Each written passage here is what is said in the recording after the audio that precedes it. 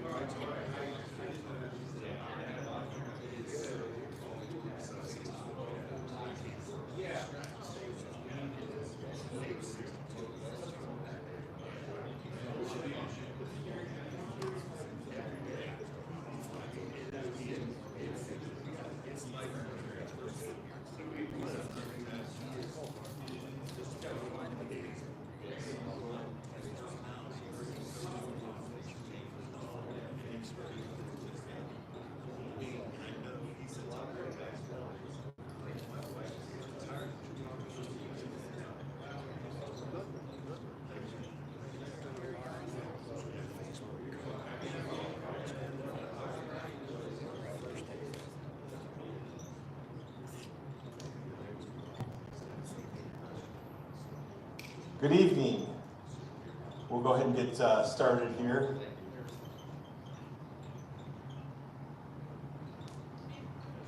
I appreciate everybody who's come out. We got the microphone going. It's really a little hot, but the idea is that we can have anybody who's watching this online, and this is also going to be recorded onto the school district's YouTube channel, so people can watch it afterwards. And then also on our website, we'll also be posting the slide deck, so people that want to see all of the information on the slide deck can also see that. So some of the details of the plans, I think, is some of the stuff that people are really interested in. So I want to thank you for being out here tonight. And I did hear some people saying, well, maybe people didn't show up because it's so hot. And most people in here have never experienced the auditorium with air conditioning. So you're some of the first people to actually be in here and experience kind of full air conditioning in this facility. So I had my fingers crossed. I was holding my breath all day long. I almost passed out a couple times, hoping that the air conditioning did work. And it was obviously it'd have to be the hottest day of the year so far for us to have this meeting in here. So the other thing I want to point out is some of the other things that we've done in this facility with new carpet and epoxy on the floor. All of these seats came out so that they could do the upper ceiling work. They put in the vent system. We have a new light system, which is LEDs, so much more energy efficient, a lot less heat. It's going to last a lot longer. The issue that we run into this facility is with the slanted floor and all these seats, it's kind of hard to get up and change a light bulb. So you have to actually build scaffolding in order to get up there to change those. So one of the things that we worked on was trying to make sure that we didn't have to do that very often, or be a long time before we have to do that. So we're also going to do some painting here, and we're going to replace the curtain. The back curtains have already been replaced, and so there's a few extra details that still have to come forward with this side of the facility. The other thing I did was I turned on all the lights in the gymnasium, so when we get done tonight, if you want to walk over and check out the gym, if you haven't been over there, it's kind of a good thing, bad thing. The Bad thing is that we had a leak that was caused by the contractor, and so there was, fortunately, it wasn't a lot of damage, but there was some damage to the floor, and so the contractor then therefore had to fix that, and the way to fix that was to sand down our entire floor, and so we basically got the floor resurfaced and refinished thanks to the contract and probably an insurance policy that they have. So it's really nice over there. New lights in that side of it, air conditioning there. Air conditioning actually throughout the whole building, new lights throughout the building. If you've ever been down in the industrial arts room, it's kind of dark, it was dingy, and now it's much better as far as the lights. So they can really see what they're doing, and so hopefully we will not be having accidents with the students by not being able to see what they're doing while they're cutting up wood and doing other work down there. So lots of things happening in this building to kind of bring it, kind of with the whole setting that we have with the new school facilities, the PK through 8 building out south end of town, our new high school, and so this is kind of one of those other building blocks for our facilities that we needed to address and take care of. So that leads us into what we're doing here tonight, which is talk about our athletic facilities. So we had the first meeting, we talked about some different plans and options. We're going to go over those tonight, and then we're going to also talk about a number of different things as we move forward and kind of the next steps as we kind of, on this journey of making that decision about what do we want our facilities to look like and how do we get there. So with that, I'll turn it over to Keith Hall, who's going to kind of lead us through the first part of this presentation. Thank you. I am Keith Hall with MSA Design, MSA Sport. We kind of go by both. We are a local architecture firm. We have an office down in Cincinnati, one in Columbus, and we practice pretty heavily in the sport market, K through 12, as well as higher ed. So we do work with Ohio State, as well as feedback here, professional sports too. So we do a lot of work with the Cincinnati Reds, FC Cincinnati, Houston Astros. So we have experience within the whole spectrum. So why are we here tonight? One, we want to hear back from you. When you leave here, give us your feedback tonight, but when you leave here, if you come back with, if you have additional comments or concerns or whatever, please get in touch with us. We want to hear from you because your comments are important to us as we put these plans together. One thing I want to point out is that no final decisions have been made yet. That's the reason for the community input. And ensuring that your voices are heard is some of the information we're going to share with you. Obviously, we need to hear from you. What we've been doing, we've been working on the development of a master plan. The school board, the district has identified a need to do a study. Yeah, that's much better. To do a study and I'll go through this a little bit in terms to determine what the needs are and then where to move to next. Couple key things here is that the district and everybody involved is open to a very transparent and open process. There's not a secret here. I think anybody here tonight representing the district would say that. And another thing to point out is that there is no zero cost option. And you'll, as we get through this presentation, hopefully that becomes quite evident to you. So the agenda for tonight is I'm going to walk through what a facilities master plan is. Then we're going to go through and we're going to look at the existing conditions associated. We're obviously talking about Boyce Street and the stadium down here as well as the middle school. Then we're going to go through some benchmarking as well as then I'll kind of come back and go through the proposed master plans that we've come up with. And then we're going to wrap up with the how we're going to fund it and what the proposed cost is. So a facilities master plan, what exactly is that? It's important to understand that you got to have a blueprint for moving forward. The district has identified a need. They've looked at the facilities, and these facilities, I'm going to show you some dates and some conditions here, have been the way they are for a very long time. And they are paying, there's capital that's being spent on them to maintain them, but it's starting to get to a point where they are beyond their lifespan, and there's some safety issues coming into consideration that we have to address. So part of a facilities master plan is we'll do an existing facilities assessment to see, pull together what the condition of the existing facility are. And then we'll move on into and start studying what are the improvements that we want to consider.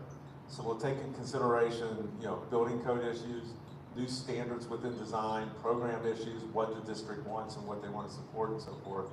And then after you develop this roadmap, how are you going to fund it? That's the big piece of it, right? So as we go through this, I just kind of wanted to throw out there and show what a master plan is all about. And the key word there is it's a roadmap for moving forward, as we like to say. The process, we've already kind of gone through some of this, but it's to make a process like this really work, it's got to be open and transparent and engaged with the community. This process actually began back in 2018, where the primary focus was on doing the stadium and doing improvements to the stadium. Then it came about that, well, we need to look at the other facilities, because in order for that to work, essentially those have to work too, right? So that's when the other facilities were brought into play. And as I've been saying here since we started this, the master plan success requires engagement and input from the community, parents as well as the student athletes. That's very important to the success of developing this roadmap. Our objectives. When we set forth to go forward, we usually like to establish objectives, and these play into the decision making. So if we're making a decision about something, these are the things we lean back on and say, does it fulfill this need? I'm just going to read these word for word because they are very important. Number one up there, the first bullet point, is create and maintain athletic facilities that promote growth for the school district, Urbana athletics, and the community as a whole. So essentially, what we're saying there is these athletic facilities are just as important as a classroom. It's as important to the students and their educational process, everything that comes along with that. We have an opportunity here to create some best-in-class facilities. So best-in-class really is within your competitive orbit, your league. All-weather, year-round use. There's an advantage to having, and I'll just get straight to it, turf versus natural grass. You can be out there any time of the day, any time of the year, in essence. And then designed for multi-use to expand revenue-generating opportunities. So how do you take, for example, Hill Climber Stadium, and it being used for football, and also using it for other events, whether it's graduation, very big thing here, I understand, as well as maybe a concert or a community event or something along those lines. So we want to keep that in mind as we move forward too. This is this is kind of eye-opening to me. This is the first time that we've presented this information. This data just came about here within the last couple days. Patrick went and did a little research on some things. The home bleacher and press box was built in 1960. And I just quickly Googled and said, to see what was going on in 1960. That happened to be the year that John Kennedy was elected president. So think about, since that time, 1960, how things have changed. And that's the same bleacher system that we have down there. And they've done improvements to them. They've added, it used to have wooden seating on it, which makes sense. Aluminum in the 80s. So, think Madonna or something along those lines. That's still a very long time ago. They added additional supports in 1998 to prevent the band platform and press box from swaying, so it had a lot of movement in it. Not sure what that was about, but added some structure to it to reinforce them. The visitors bleachers, fine, 2006, that's not too far out of the lane in terms of safety and so forth. But here's some other ones, like the lights and the light poles were replaced in 1960. That's, think about the advancement in lighting alone. We all know LED lighting is the thing, and so that's something to consider here as we move forward. And even lighting fixtures replaced in 1990. The Boyce Street complex, constructed in the mid-'80s.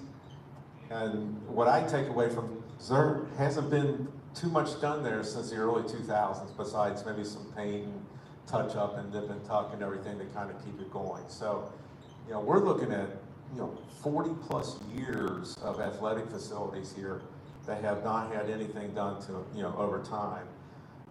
So, as we go through this, kind of have these dates in your mind and what we're looking at. All right, the existing conditions. So this is the stadium right down here from us today. Couple things to put out, to throw out here is the field is not level. So center to sideline, it drops about 8 inches, and then the other direction drops about 14 inches or 24 inches. The light poles, they have to be inspected every 5 years, obviously. And the seating capacities are what they are. So it's a turf field with some structures on it that are, that have, quite frankly, have reached the end of their life. They're on life support at this point. And, it does have a lot of historical presence to it. It's unique. It's in the center of town.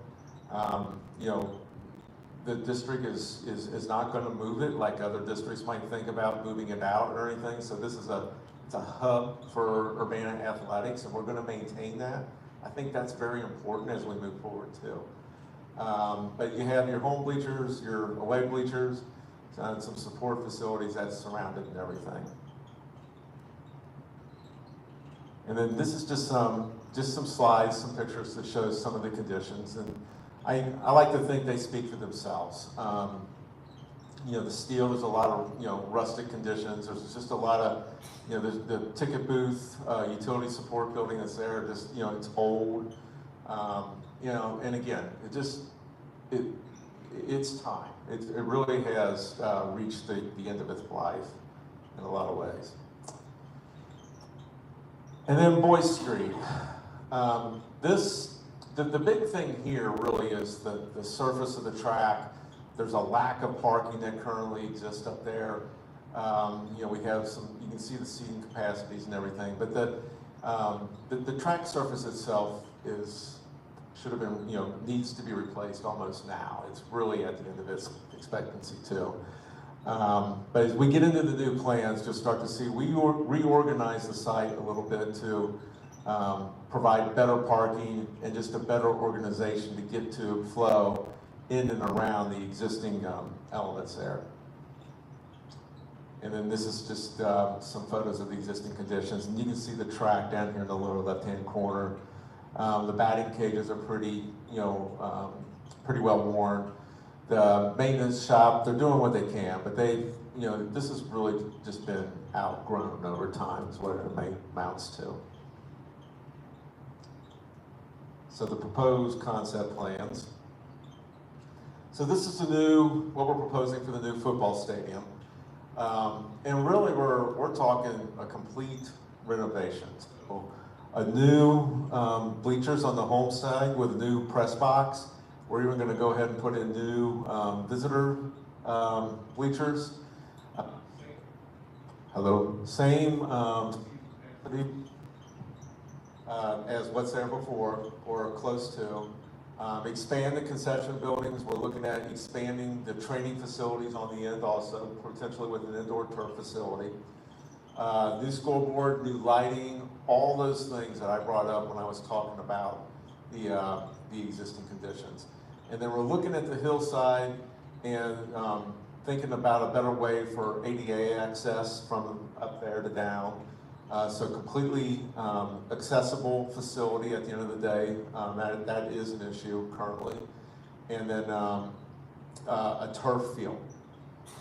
And right now designed to be football only. So major improvements. It's the kind of the stadium of the future.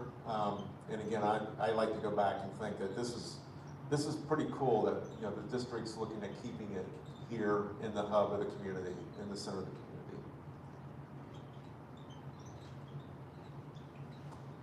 And then as you look at Boyce Street, this is, as you can see, a significant reorganization. We're proposing to take the softball field and flip it over so that it's more adjacent to the baseball field and create a nice parking field down between the two athletic facilities.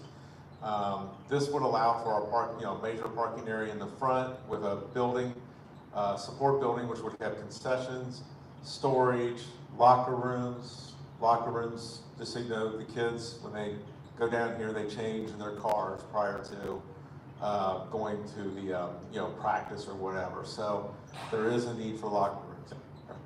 And then the back parking lot to support it too. So, and this was designed with an outer ring to allow buses to come in and flow around while there's fixed parking in front. So there's very intentional with the approach. And then a soccer turf field surrounded by a brand new track. And then we would build in a bleacher system there's a grade change there. So we're looking at building that into the hillside. And then providing some new support facilities at the perimeter for storage and so forth. So pretty significant improvement to here. And then as an option, we have been considering moving the uses that are now at Boyce Street out to the middle school. There's plenty of land surrounding that school. There's plenty of opportunity to do a lot of different things. Whether this is the right idea to go there or not, that's to be determined. But felt like there was a need to at least study what it would mean to be located here. So if you look in the upper right-hand corner, there is a track soccer stadium. So new bleachers on both sides. Just think of the soccer version of what a football stadium would look like. Locker facilities, room facilities out there, and everything that goes along with this, with concessions and so forth too. And then a new baseball field, new softball field, and then we are showing also future tennis courts coming in right down the line, and then actually expanding the parking right there below the stadium. And it's turf also. So what's it going to cost? So as we look at both sites, it presents two options, because we would do the football stadium in Boyce Field, or do you redo the football stadium and relocate everything out to the middle school? So option one is looking at, this is basically leaving them located as they are today. And we are looking at a range of costs between 28 and $35 million. There's a pretty decent spread there. That's because a lot of things that are unknown right now, so we have to carry some contingency. We're also carrying some escalation contingency within that number. So that's why there is a range there when we're looking at it. And then when you move out to the middle school, it actually turns out to be probably a little bit more, because we have to move dirt. We have to modify the existing conditions out there a little bit more than what we have to do at Boyce Street. So where we are building the track at Boyce Street, we're basically demolishing the track and rebuilding the track in its current location. So there's not a lot of grading, there's not as much earthwork at Boyce Street as we would get into if we went to the middle school. So that's the difference in the cost. So option one is about a $35 million project, and then option two to move out the middle school, we're looking at about $41 million. And there hasn't been a decision made on whether it's Boyce Street or the middle school. I want to be clear about that. So that's where we're looking for input. I do think after we came out at our first community engagement meeting, there was a little bit of a leaning towards Boyce Street at the end of the day. But that has not been decided, that has not been determined at this point.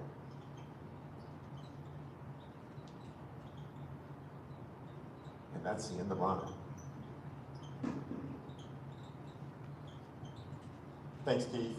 One of the other things about the PK8 site that I do want to point out is we have some restrictions, some limitations on our current Boyce Street. You're going to be building on a site that has the different levels and different tiers, and so there's some things that we can't do out of the PK8 building.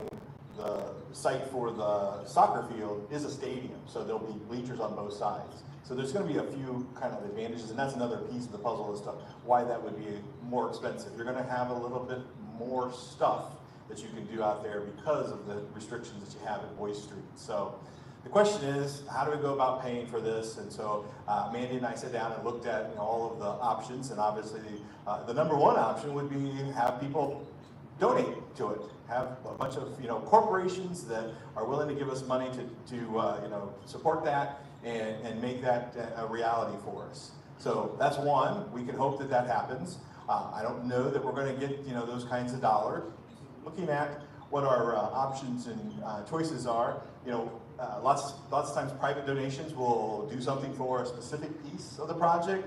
The press box, the lights, the bleachers, something, and sometimes advertising, naming rights will come with that. We looked at some examples of other districts where along the sideline they had 2 different or 4 different businesses that were kind of stitched into the actual turf, and so those businesses were ones that helped to pay for the turf itself. So there are some options for looking at that. The other thing that happens sometimes with some of these is you aren't going to get large dollars, but one of the things that you can do with some of those donation dollars is use some special kind of add-on things, some things that would be niceties that would be added into your actual program and the basis of that. So you can add some things to make it a little bit nicer once you get some donations. So how do I go about flipping this? Just the arrow? All right. Another way to look at this and paying for this would be a traditional bond issue. We've been through that here in this district with the school facilities back in 2014. And so that would require taxpayer approval through a vote. So there would be a vote that would come up and on that issue. One of the things that happens, I'm not really personally, I'm kind of adverse to debt, but it would incur some debt, just like we did for the school facilities. It requires some special approval. One of the things that we have right now is we have that bond issue that we're paying off.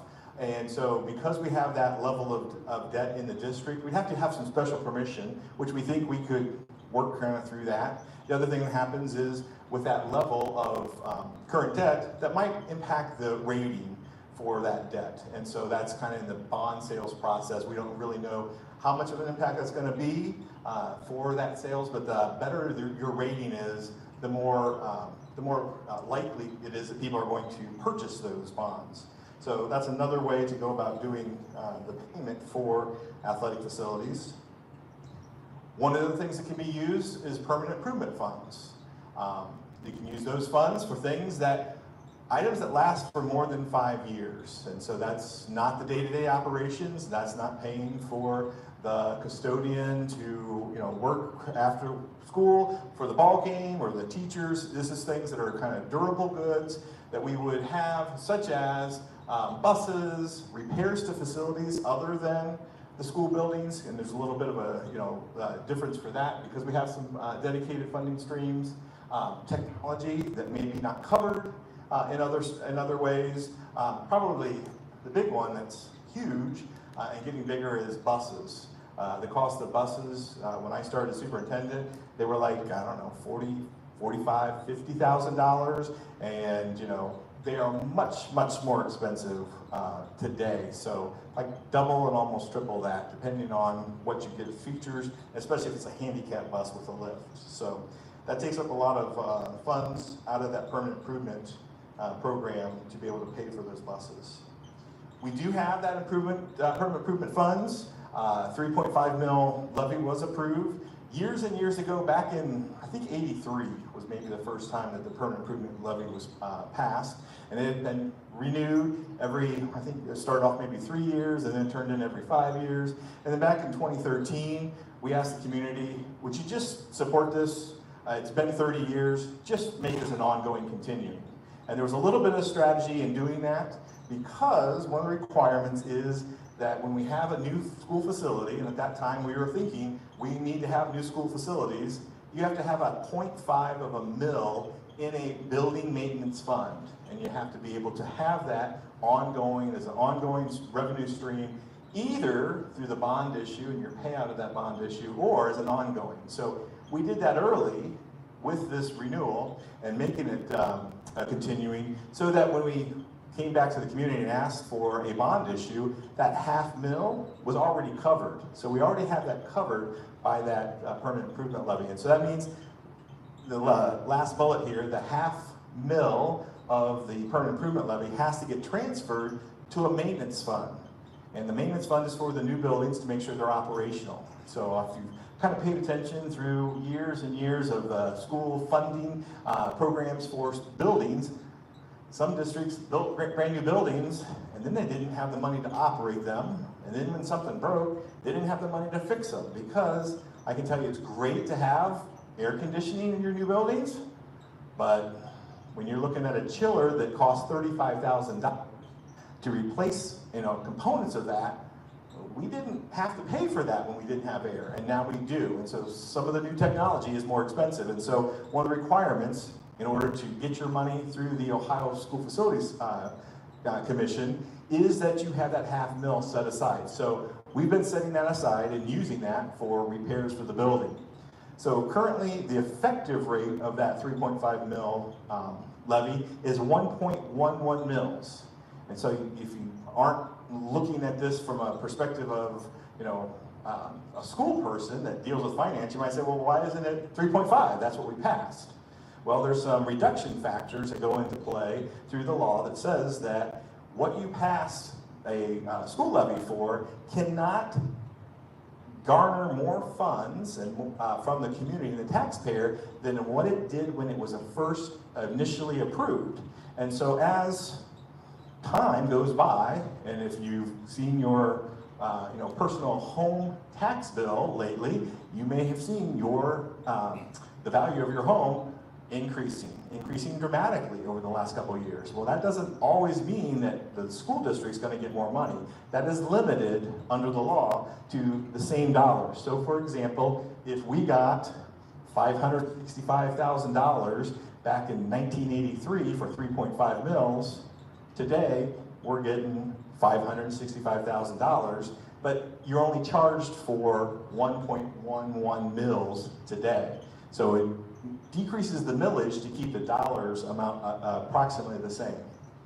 So that's why the effective rate is kind of different than what it is as the approved level and approved rate.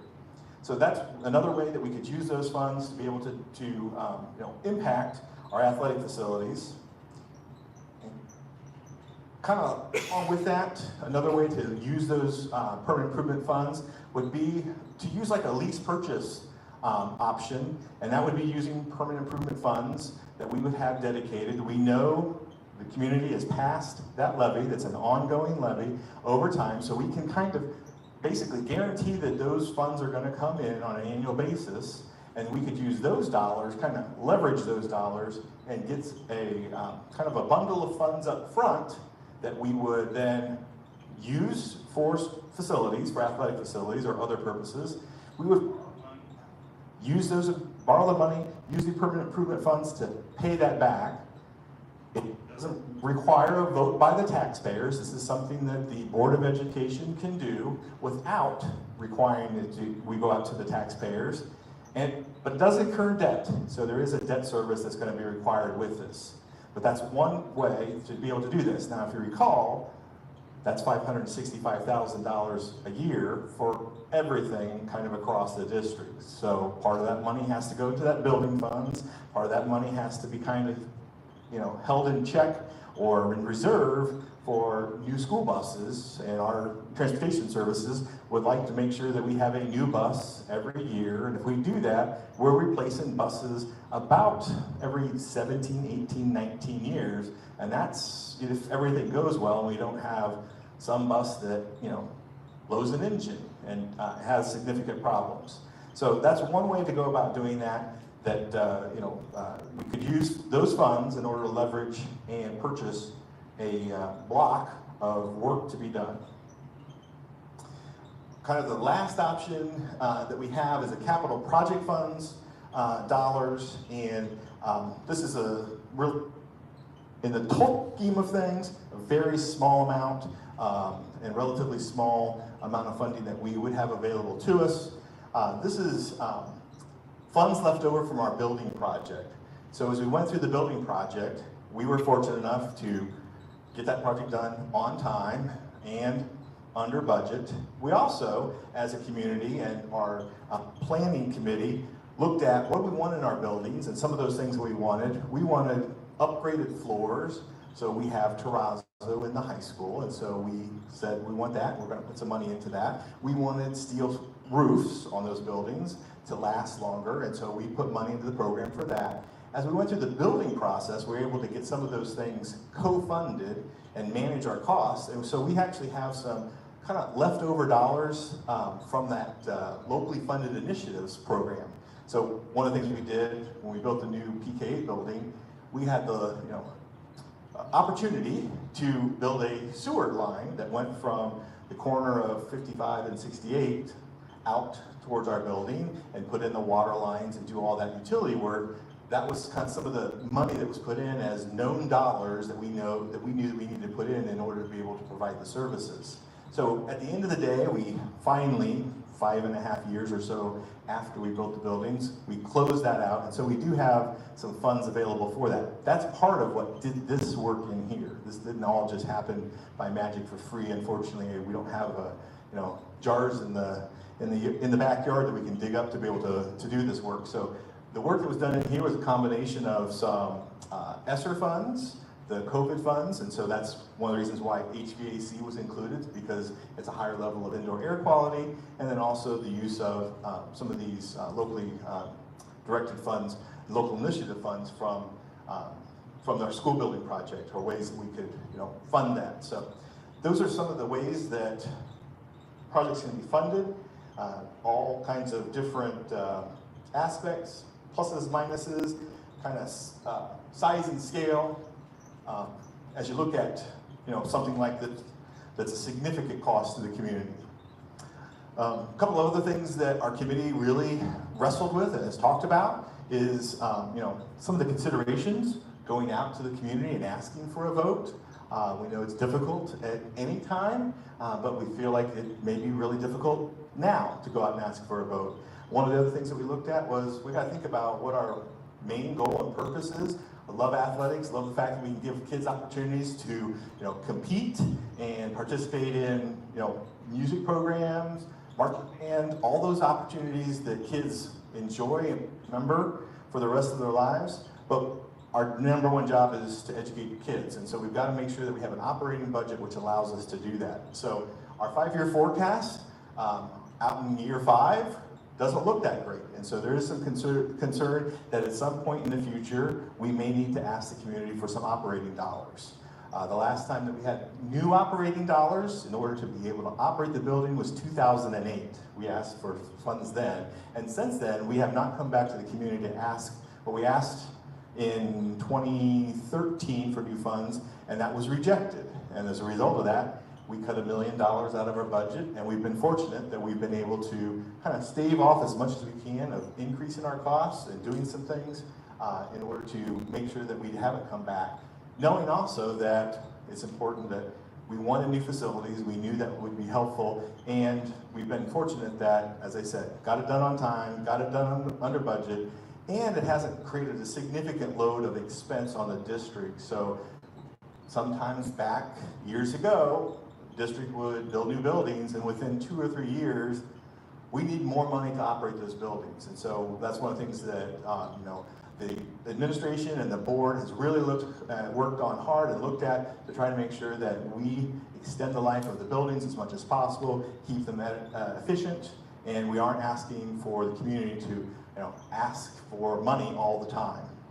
So that's one of the things that the committee has really thought about, and that's one of the things that the Board of Education will also have to consider as we look at kind of the funding for this future project for facilities. So as we move forward, some of the board decisions that they get to do in their role is to make those big decisions. Look at the scope of the project and make a determination about what's going to be included. The plans that we have and the project master plan includes kind of, we could dream it, this is what we would do. No limitations, which is a wonderful exercise to do. But we also have to think about, like, how do we manage that? How do we make it so? Without that roadmap that was talked about, we don't know where we're going to go. And so we can begin looking at that. If we can't do everything, how do we move forward? So looking at the priorities of the project, if we need to do a phased approach. So that's some of the feedback that I think that I'm asking you to share with your board members, the people in your community you know. Let's hear from you about what those priorities are. Where should the first things happen as we move forward? Funding of the project, do we look at that as a whole project that's going to be anywhere from $35 to $41 million? Or do we look at phases for that? And how do we go about phasing in different aspects of that and using kind of all, 5 or 6 different funding options that we have to be able to move forward? And what makes sense for this community? And what does the community want to see in the future of their athletic facilities? So, once again, I appreciate you being here, and this is the time now for you to ask questions. If you have questions of myself, Keith, we have some committee members here. I know Mandy's looking forward to answering questions as the treasurer, and she's shaking her head and giving me the evil eye, but are there any questions about the different pieces of the project? Anything about funding, anything kind of in general at all about, the whole concept, or something that you thought, oh, I thought we would hear about this and I didn't hear about it. Yes, ma'am. I just had a quick question. So I know there's like 5 different options, for funding. When would you have to make a decision about which option? Like, would you go to the public and say, we might need it to a vote again? Like, what's your timeline looking for that? We don't really have a necessarily, the question is, we've got 5 different options. Is there a timeline for making a decision? So only if the decision was made that we want to do this all at one time would we have that decision. When we did the school facilities bond issue, we had that decision to make whether we built the high school, whether we built an elementary building, whether we built a junior high. And at that time, the Board of Education said, we need all of it. And so we're going to ask one shot, do all of it, because it's that serious of a need in our community to replace those. So that's a decision-making process that the board will have to make in regards to, are we going to do it all? And then there's timing for making, passing resolutions to be able to get it onto a ballot. But at this point, there's not we know that in this year this is going to happen. With our school facilities funds, we knew if we passed our bond issue, and this year, this is how much money we would get from the state. If we waited, might be more, might be less, and so therefore there is some timing because we have that kind of outside funding. This doesn't really depend on outside funders all that much as far as the timeline and determination of when things have to happen. That answer your question? Yeah, thanks. Great. Any other questions? Any other things that people are thinking or want to know? Yes, sir. The Boy Street facility seems very congested, parking. If there's a track, softball, baseball going on, have you considered keeping the track, soccer stadium there and just moving the softball, baseball to the middle school? The question is, Boy Street seems very congested. Have we considered leaving the track there and then moving softball and baseball out to the PK8 building, correct? Yes. We didn't really look at that as a splitting of those facilities. Part of that is the fact that when you build kind of in separate locations, all of those accessory buildings have to come with them. So if we, have the track up here at Boy Street, and we have bathrooms and locker rooms, guess what? We're building softball and baseball out at the PK8 building, and we're going to build bathrooms and locker rooms there. So in order to have some higher level of efficiency, that's kind of what we looked at as we looked at the whole scope of things. So that's the thing I popped up the concept plan here, and I think the one thing that is really nice with this is that we will have a lot more circulation, as Keith mentioned, ability to get in and out. The other factor that I think is going to be tremendous is nobody's going to want to park on Boy Street. Everybody parks on Boy Street and up Old Farm Road, and you got to walk, a long distance. you might have to walk a distance to get to the track, but when you are here, you're going to be entering on the east side of the track, and that's the entry point. So there's no advantage to parking down Boy Street because you're going to walk up Boy Street, walk up the drive in order to get in. That west gate for Boy Street complex just gets wiped out. And so the parking piece, I think, will help resolve by putting more people over there. Now, will it be more people? Yes, it could be. And that's one challenge we run into with scheduling is we do have baseball and softball and track going on sometimes all at the same time.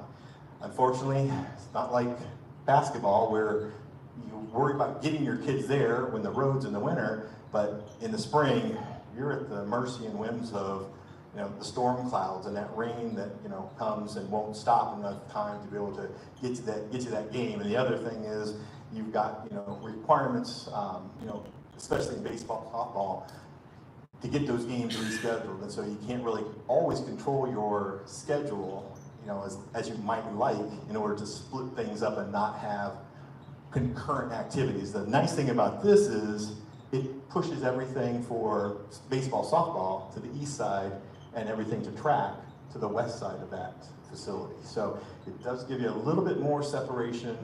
The parking count increases on site. The parking also is more centrally located, so it'll be more convenient for people to use that parking area. Will it be when we have a big track meet and baseball, softball? It'll be busy. It'll be busy on those days. That's just kind of the limitation of that particular site. So when you have a site that you're going to reuse, kind of like when we built here on this site for the new high school, we had to kind of work with what we've got, shoehorn things in, and make it the best that you have because of the site limitations that you might be exposed to. So, any other questions anybody has?